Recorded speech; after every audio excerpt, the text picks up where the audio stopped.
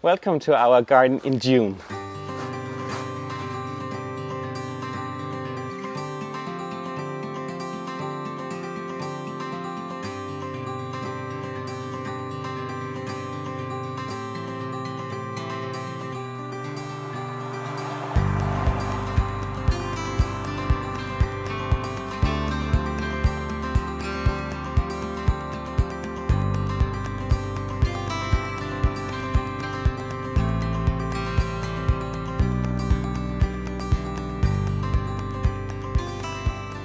So much is happening here in June.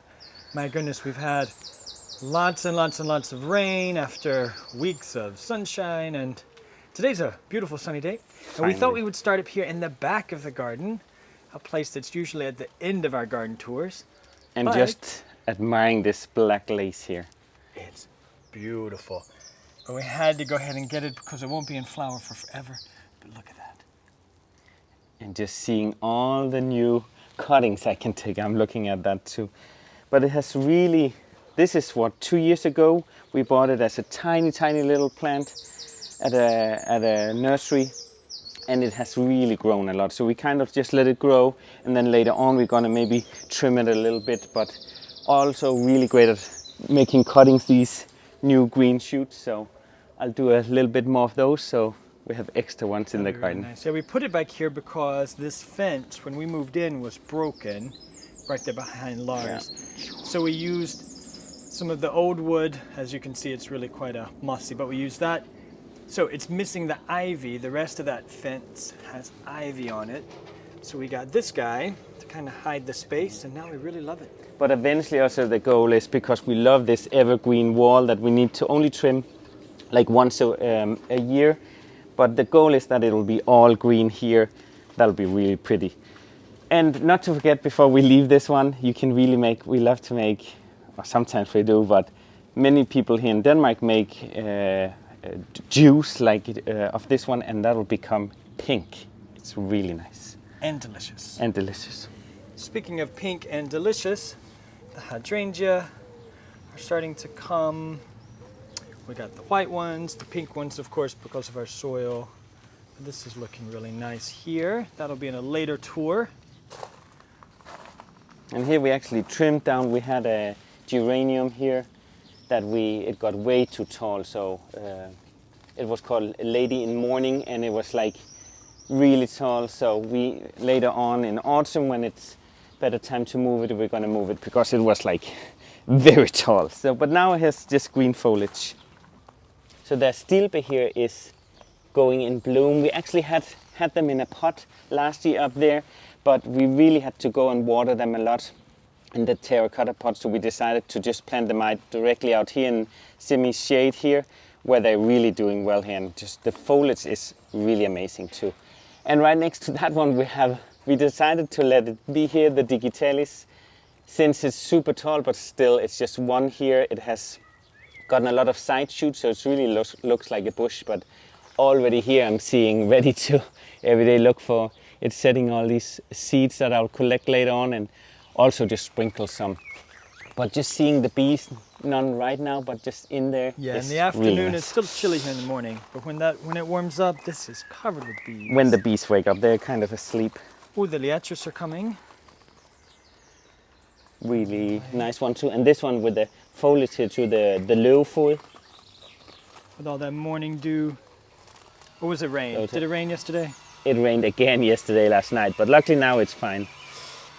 And this corner over here is also really done really well with the krybende læbeløs down here. That just covers together with the Jakobstig here that's finished, but the foliage is also just really nice. And another stalk nib here. Look at the veins in this one. That's very really grew a lot. Our dahlias are doing nice. They have their little cages to climb through for support. Yeah, they've really gone. A lot of people ask me here in Denmark how, like, we just did this because we staked last year with bamboo, but this one with this big netting here, they'll just grow up through. We have them with zip ties, but we can move them more up if needed.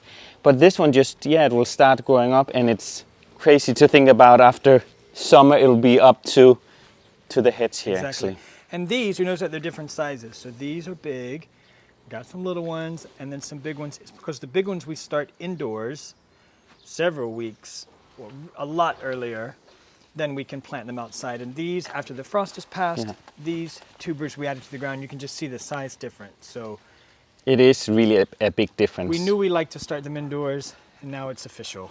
Start them indoors. And since we have, in Denmark, we have had a lot of rain, a lot of people ask me, have you been, like, we have a few snails, but it's nothing crazy, but a lot of people have a lot of slugs, and they have been eating all the dahlias and all the flowers around, lupins, whatever they sowed out. So it's really frustrating. So I go and check, but this has been safe for now. We put compost and then added extra soil on top. So we haven't really been having snails here, so that's really... No, snails no, but slugs, yeah. A lot of people ask us about our slugs and what we do. And honestly, what I always reply is come out here every morning, because we really have these wet, sort of chilly mornings and evenings. Come out here every morning and check. And it doesn't take long, just with a cup of coffee. Just give them a check. And then at night, we always check at night too. There's so some out in the garden, but the raised flower beds have been, it's not 100% with the snail frame here and the copper tape, but it does help some, because we don't really see a lot in the raised flower bed, but more around in the garden. Speaking of around in the garden, look at this. And see, it's almost finished here, but the Rhodanthemum here in these, I love these different colors, blues and dark. It's almost finished now, but also setting seeds, so I'll be ready to collect those. Before Alan, he will deadhead. He loves to do that. The lupins are in, more foxgloves here. This is just a nice little And really corner. here's a new one. It's always fun to see the different colors here. That's got some yellow in it. And the spore Valerian is still, that's flowered for a very long time. And that's one of your favorites too, the Blair smeller. These little, almost like a ball, but really... I think it translates as a bladder plant, right? I don't know if that's what it's commonly called in Blair English. smeller, yeah, that's the Danish also is a bladder. Yeah, so maybe that's what it's called in English as well. But very cute, man. And I guess because it looks like a bladder. I've And never seen a people are bladder, but I think it must look like a bladder. Yeah, so that's a nice one. So this new flower bed, if you guys remember when we brought in the tree, it's doing really well compared to when we obviously put in all these tiny seedlings, and everything here is grown from seed. And just the mournful here, that's crazy. That's from a seed earlier in the spring. How fast that really give a pop of color. That'll be nice. But also the plan is, the goal is that there will also, like the other flower beds, that there won't be a lot of bare soil, because that attracts weeds. Oh, I lied. So the marigolds, yeah, those are not from, they're not from seed. No, but most of it Those is... were a gift, so we popped them in, yeah. But it's really doing well. Have sprinkled some other, some small, different small summer flowers around that will come. Also, here's almost in flower the California's guldvalmue, like a golden poppy here.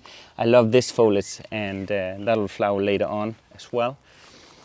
And if we go over to the big flower bed, it's also really doing well here, really coming in nicely with all the. That's one of our favorites here is the Stianascam here. It's like a mix with different kinds here, and they're just really nice. We'll also take them in the bouquets as well, actually. So those are really pretty. Maybe show them the Phlomis over there. That's really in great shape now too. And coming. Our mountain cornflower, by the way, we've had to stake it. We've had a lot of rain, but I keep deadheading it, and it keeps coming. We're letting a lot of it. Now I think it's the time to let it go to seed. Goes in to collect some, but yeah. Yeah, the bees. I see a bee over there. Ah, one's awake. Flying around. He's way too fast. Yeah, you had to stake these yesterday. Oh, so much rain this weekend. Yeah. That's pretty. Well, this one will come back. This is a perennial Makedonsk Marguerite. That's really pretty. Little antique color. So what I love this combination here, and this border here is this yellow løvefod together with the pink here, the Studenternelige, and it comes in so many different colors, and it flowers for a very long time, both out here in the garden, but also if you take it inside in a vase, in a bouquet, it lasts for a very long time. It's a short-lived perennial. So what I do always after it's flowered, I trim it down, really down to the stem here, and then it turns green again, and it will flower again next year. Maybe not as much as the second year it did for the first time, but then I always sow more and place around or change it out with new plants. So I always have this one and in 3 or 4 more colors in the garden because they are really nice. And right next to that one, actually, we have one that's flowered for a very long time, but it's finished and we're just waiting it to collect seeds, and we use coffee filters so they really, when they are dry, they stay there until we sow them. And that's Perennial. It's a really nice one. Also attract a lot of insects. Yeah, it's a pretty pink color. So, and even now in the flower stems, it's yeah, it's not bad. It's funny how this is so sticky, because then it really, for the ants, it tries to like makes its own barrier for the ants. And if we go to the middle flower, did you see the things over here? On top of this one, yeah. So many things. Yeah, the Astilbe, and here this is really great for bees. Bees really love this one. There's so many bees in it. What we do, we had to stake it a little bit because it kind of really falls over because it's so close to the border here. So we make some cross with some bamboo that you then I kind of hide a little bit, and it doesn't get so pushed up so it looks like a fence, but really more natural look with this one since it's at the border. But I have a tendency, this Cardonna has, with the almost black stems, has a tendency to grow tall, and if you live in a windy area, it will fall very easily. And this flower bed, we're really proud of it. This is only its second year. So last year, we planted it, cuttings, divided plants, seed, goodness gracious, and now look at it. And moved a rhododendron from another one over here, and lots of stuff is happening. One that's hiding that we definitely need to move in autumn is this one. I displaced it. Yeah, that's a great thing about perennials, you can move them. But this one, the Engblomme, it's called Golden Queen. Wow, it's so super pretty. Nice. Yeah, and that's a good point that Lars was making. We can always move it in the autumn. So plant it, if you plant it too closely, if you change your mind, just move it. That's the great thing about perennials. I love that you can always... My lilies are getting so tall this year. They were like not so much last year. Yeah, they were new last year. Thank you, Lars. We have an area here that we will kind of move a little bit too, because move these oxeye here, because they kind of grown, spread it past here, the Blair spirea. Now it's finished flowering. It had white flowers, but then it will get these red berries here, and the foliage is just really nice. And we really want to, the goal is that we make it grow tall and really bushy here. And yeah, the other things really that has flowered for a long time is the Rhodanthemum, both in the white ones here. They had very long time. The snails didn't go in them, so that's really nice. They established nicely. Another Studentenellige here. I know it's totally wet here now, but wow, both the foliage and the color here. It's is nice really with the water on it. Yeah. We have some more Brændende Kærlighed next to the Torskemund here. Yeah, a lot of people have asked about the red ones because we have them in quite a few places. Actually, also a pink one I see here. Oh, wow. The red's really quite striking. And the Torskemund also has a great foliage. I like it. It's like almost like a little pine tree. And these one just started now that we also grew from seeds, but the Rhodanthemum in different colors, sorbet color, and then this beautiful warm, pink purple color. Pink purple, yeah, it's pretty. And another here, this one just really massive too, the Astilbe. And it's really nice having this tall one here, even though it is super tall, because it really attracts a lot of bees. So we can stand here and stand those insects for a very long time. There's so much traffic in this one, full of bees and other insects. Who can blame them? Yeah, right. And another, like here, this one is coming very soon. It's a bleeding heart with a dark foliage here. We'll have yellow and red flowers almost coming in bloom. So that's a very tall perennial here. It doesn't need staking, which is really great. Yeah, and that kind of leads us down to the new one we did. Yeah, that's also doing really well. We brought another one of those in, some impatiens. another one of those small daisies. Here's a little summer flower that we just popped in. Yeah, the Tvillingeblomst here. Yeah. I'll give a pop of color and replace one of the lavenders here from the other flower. And that's really why we added it, because this lavender we moved from up against the wall, so he's doing well. He's in flower, but a little odd shape because of where he was squished in the corner. So yeah, we put this guy there to kind of make the shape a little bit better. Yeah. Our shade corner, that's not quite so shady, is doing really well. There's Astilbe coming in, the hostas. Yeah, I love the different shapes of the hostas now. And all this morning, rain, dew. I didn't hear it rain last night, but I believe you. Goodness gracious. But I think, this is like a test, having the Astilbe in here. We'll have to see if it spreads too much, if it takes over in the hostas. So it's kind of a little experiment to see how they're doing here, because they do really like also shady area, the Astilbe. So let's see. It'll be shady, just so everybody at home knows. It'll be shady by lunch. Yeah. It's just getting morning sun, and then the sun will keep traveling. Our new flower bed is doing really well. Things are starting to get big. We've added a lot of summer flowers here. Just to give a pop of color. For more instant color. Yeah, because everything is from seed, as we said, and this is only a few weeks old now. I'll have to check when we did it. And I love the verbena over there, the Bampton.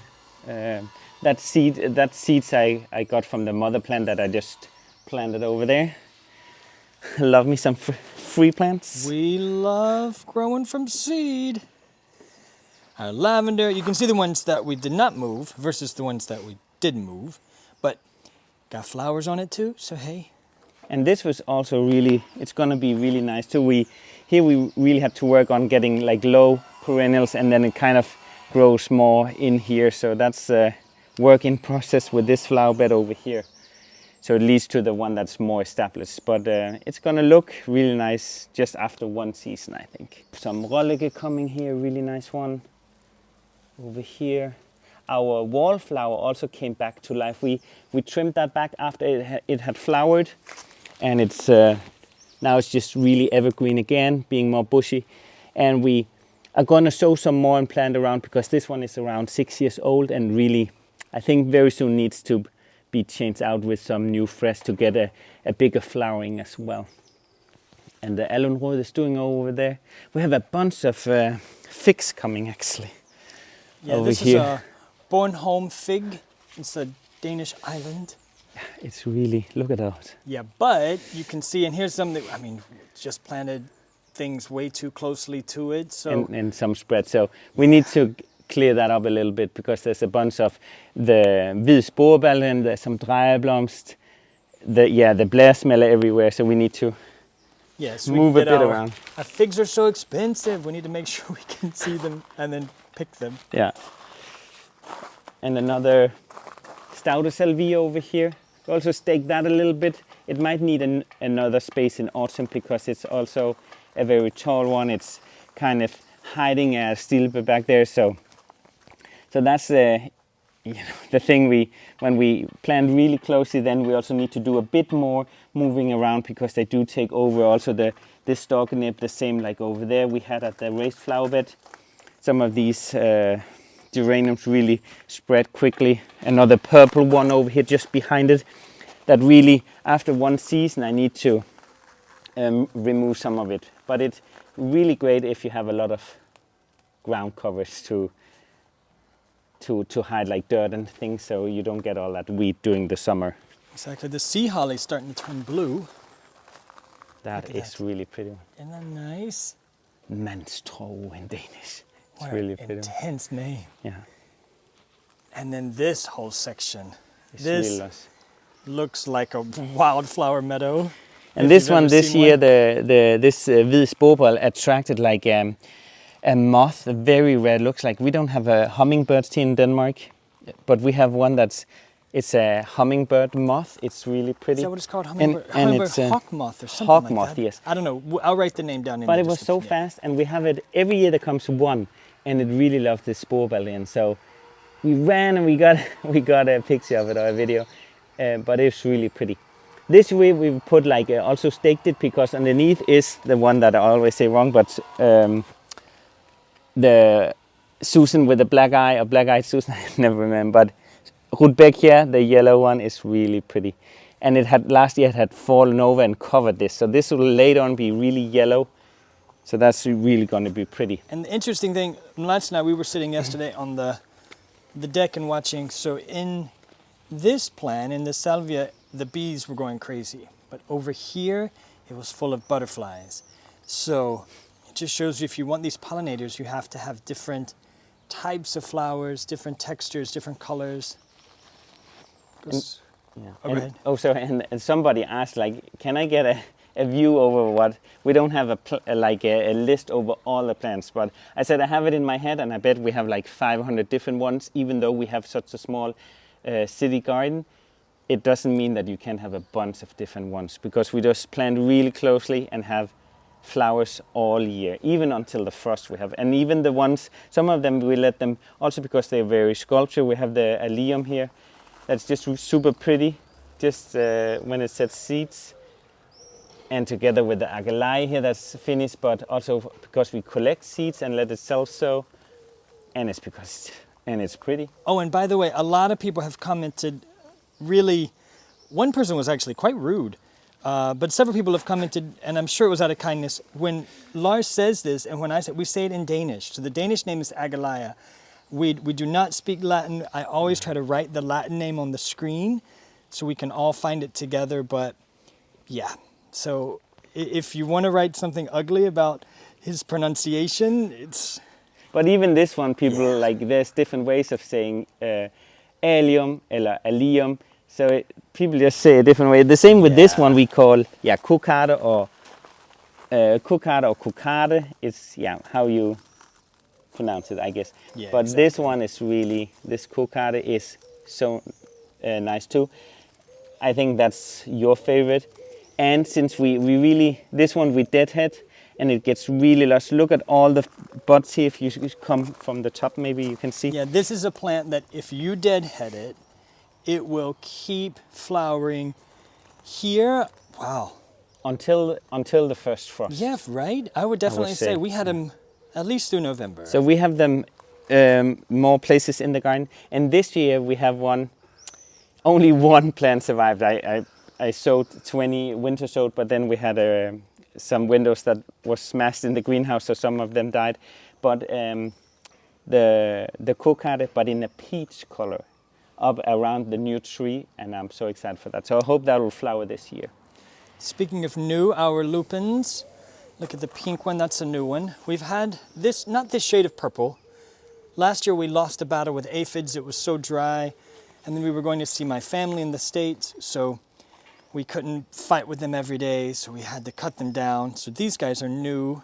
But my thought was, because there was aphids in them, so I cut it all the way to the ground. So my thought was it was coming back, but they all died and I cut them all back. So we had to start all over with new seeds. We have a white one coming over there at the fence. So. But in our defense, we were leaving to go visit my family in America, and we just, if you're not going to be here and you have a huge problem with aphids, it was our best choice, Lars. Don't feel bad about it. Okay, here I just want to show you the Bjergknopbord, but in a white variety. Look at that one. So pretty.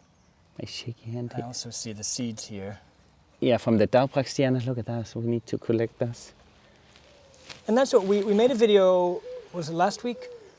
It was last week when we were making this one, about self-seeding perennials. And this is, talk about what self-seeding perennials look like. That's what they look like. You let them go to seed. Yeah. We're letting these columbines go to seed. And that's just what you do. But same with this one, like the Verbena Bampton here. That's almost coming in. See, it's starting to have to first flower, but very. Let me see if I can get it. Hold on, 2 seconds. Pretty. I think I got it. Yeah. But I love the foliage here, and this one is also really great at self-sowing. So if you start to know, you can quickly have more. I'll try and show you one here. If you, after the second set of leaves, you kind of start to see and start to recognize the baby perennials here. So these you could just plant out around in the garden, or well, that's what you've done. That whole pot up there, Are these those that were you just picked around? things I had because it will self-sow here. But the paths here we burn with the weed burner with the once every 2 weeks, because that's how we maintain these paths. A lot of people ask also. This is just we added. You can have black granite here. We just this year we added to give a little bit more lighter, just a beach sand like we bought from the store. Yeah, So that's it is soft, but it still gets compact. Yeah, And then with the burner there, yeah. Someone mentioned, they said, oh, what a great idea that you put concrete in between your stones.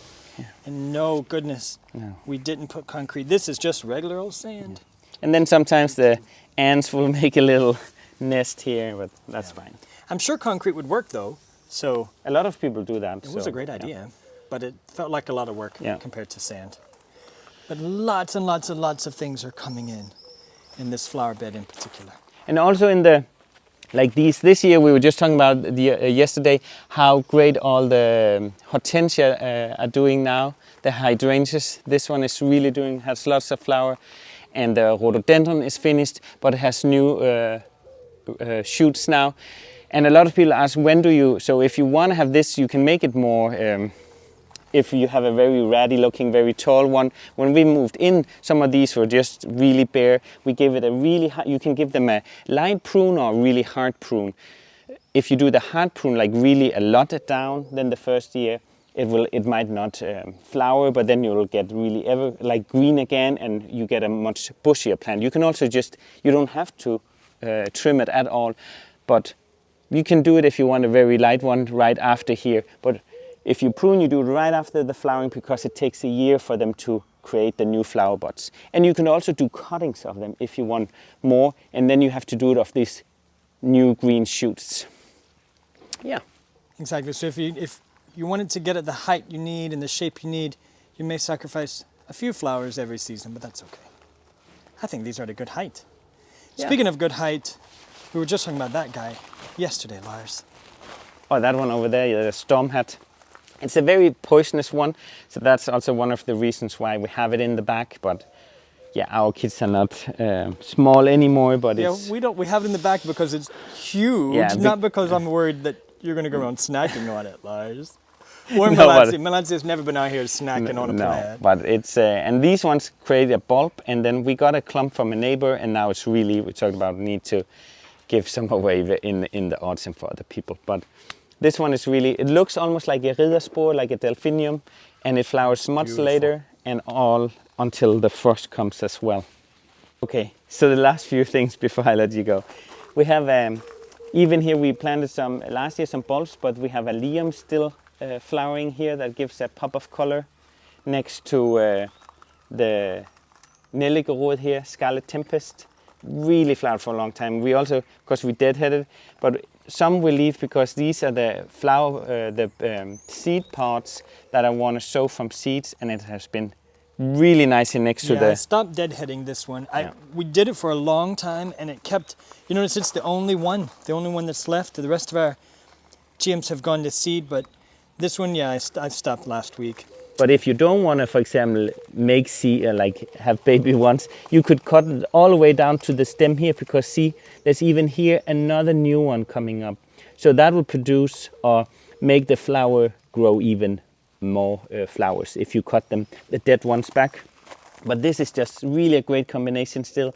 The Storkenip here next to the Stouter Sylvie again, that has been a really nice combination. And what I'm super, because I love lupins. One here that I saw on Klaus Delby's Instagram profile, Salmon Star. So I ran out and got one last year, and it's coming. I'm so excited. If you don't follow Klaus, follow Klaus.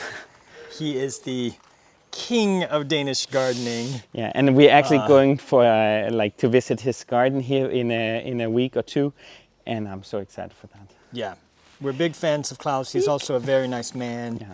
So we're excited to go visit him up in Aarhus. The Thalictrum are finishing. Look, they're going to seed too, though. So these, I told Alan, I always look what he's cutting with the deadheading. This we need to have seeds of, because it's really pretty. Black stocking, because the stems are, look, it's almost, well, looks here you like can black. really see them. Yeah, there you can see them in the sun. The foliage there, wow.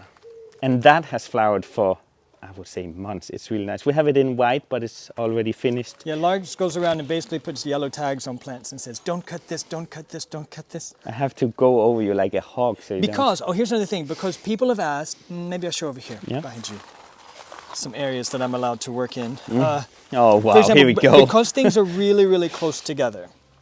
So a lot of people have asked this. So what do? How do you have plants flowering all year long? And one of the ways that we do this is planting really close together, and then when something is finished, we take it down. Yeah. So, for example, here you can see that we only have the foliage left because I've cut it back. So that way there's more space here for these other plants to start growing in and around. And that's how you do it. So if something was covering the sedum, then I would cut it back so we have a bit more space. You can see that we have the Helleborus there. So I've already trimmed it back when it finished flowering because it was laying over the sedum. It was finished. It gets its chance in the late winter. So then I cut it back, and that way the sedum has a chance. And another great thing is if something has finished, you could also, like we have done, then we put a pop of maybe show some summer flowers like Mornfruer or something else, or like this, the poppies here that I showed from seeds, because then later on it will have color much later in the summer. And also because the more ground you have that's spare, that will really, you will get more weeds. And what we don't want to do is weeding. We did, I think, around 3 times this early spring weeding, and now it's just like maintaining. Sometimes there's a little weed coming here and then, but otherwise it's we don't have to do a lot of weeding. I think that's really great. That is really great. And why don't we show over here, because another person has asked, several people have asked about planting really closely together, and I think this is a great example of what these flower beds look like underneath it all. Here's a nice example. So before they grow so big and bushy and because I know wild. Because what we do, we normally just take our hands, like a hand space in between. I know it's bare here now, but give it just not even a season and it will have grown in, and you'll be amazed how great it is to grow or plant them closely, because it will close up more of your place here, so you don't have to do all this weeding. So this is actually the peach, the cocarde here, the blanket flower. That will, it's small looking now, but that will cover the whole place here. Yeah, we saw how big that blanket flower was up there. So. And if you Google it, this will probably tell you, I don't know, but I'm guessing it'll tell you to plant it, 30 centimeters away from its closest neighbor. And sure, you can do that, but we don't. Yeah. Klaus Dalby doesn't either. No.